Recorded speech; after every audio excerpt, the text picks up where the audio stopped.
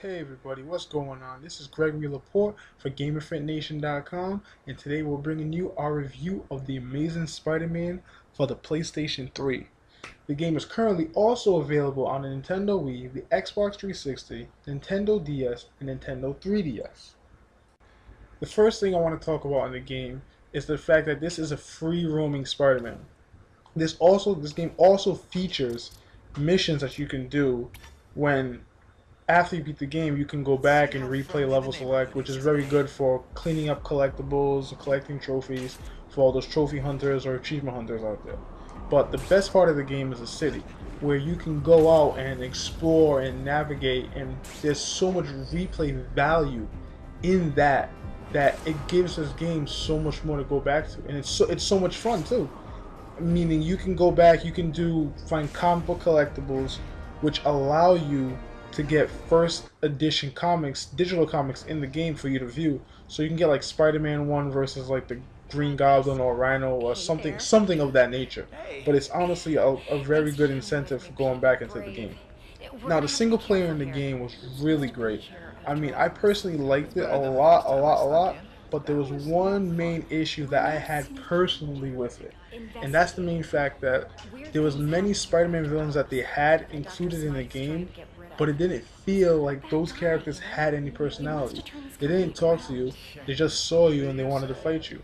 Now, you may have seen footage of a Rhino fight or other villains in the Spider-Man game, but what you didn't know was that there's no dialogue between them. They just cause a muck, they fight, and they just get down to it. I mean, there's not really much to go on right there, and personally I felt that was kind of disappointing due to the fact that these characters are the ones that, build upon the Spider-Man universe, and they're an integral part of Peter Parker and his combat and everything that he does. I mean, yes, they are there and you fight them, but it doesn't feel like you have that rapport with the main villains in the game. So that right there was kind of a letdown in a single player. But all in all, having the viral outbreak and having Spider-Man go back to find, Kurt Connors and bring him in, it kind of links the first part to the second part in being in terms of the game and the movie, linking them both together, which I thought was a pretty cool way of them doing it, because it makes it very, acceptable in a certain type of way.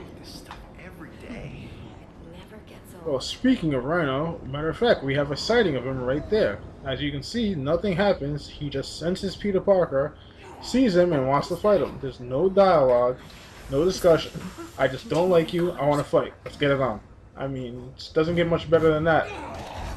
Now, this guy that just ran into the room, his voice might sound familiar, and that's because he's voiced by none other, the one, the only, Nolan North. Yes, Nolan North is in another video game. I have no idea why.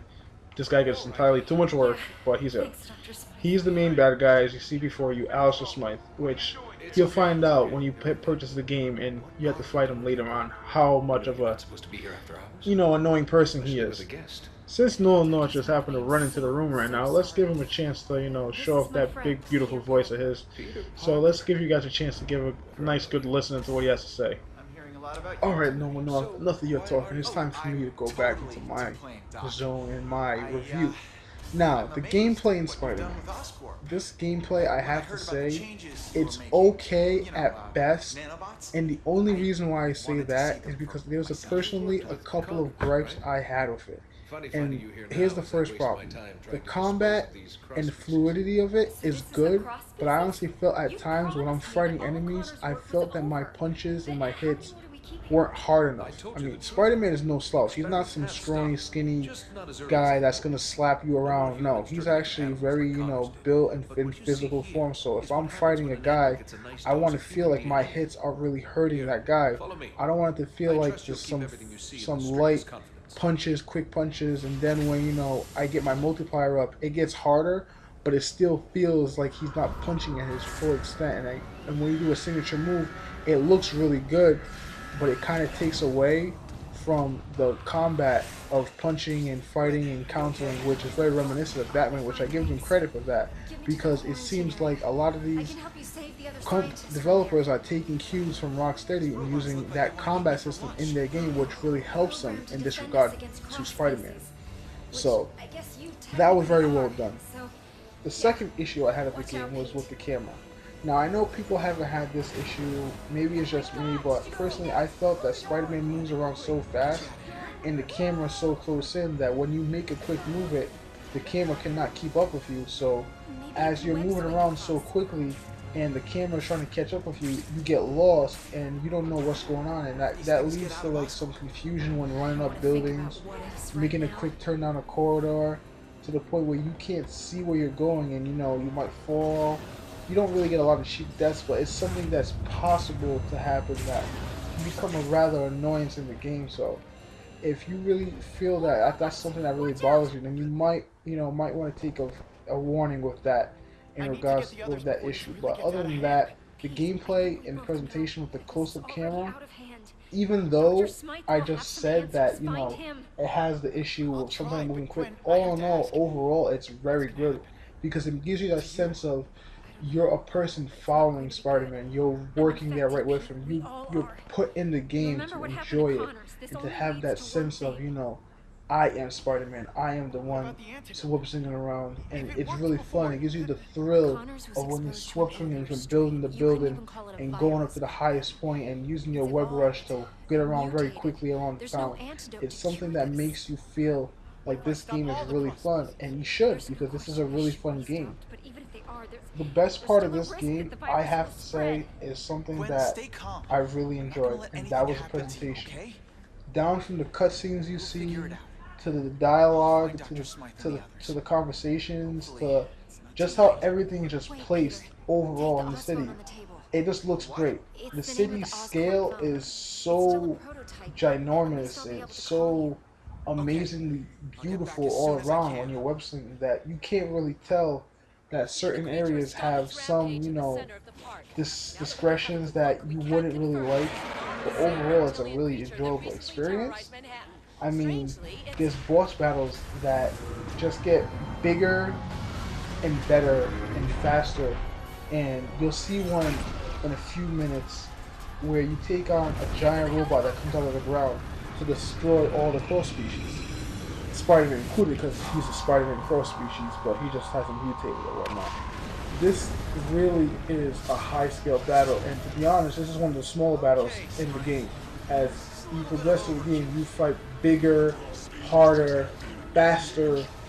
There's one enemy called the Hunter where you basically piggyback on the rear of the machine, and it basically takes you around the city, flying around, and you basically have to destroy it before it can destroy you, because it's not going to stop until you're dead, as most things do with Spider-Man.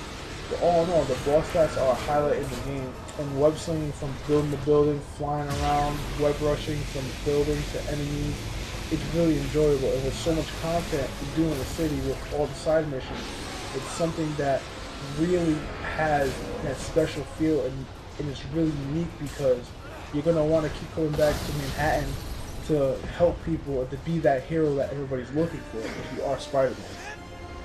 Well, I have a few last words, Spider-Man. If you're a fan of the Spider-Man franchise and you love Spider-Man games, and you think this game is looking pretty good and you're on the fence of whether or not to buy it, I can assure you that Spider-Man, the Amazing Spider-Man, is an amazingly beautifully done, well-crafted game. Although it has a few gripes with the presentation and the combat was a little iffy, but all in all, the game is very fun to enjoy, and if you purchase this game, you'd have no problems. I'm giving the Amazing Spider-Man for the PlayStation 3 a very amazing 8 out of 10.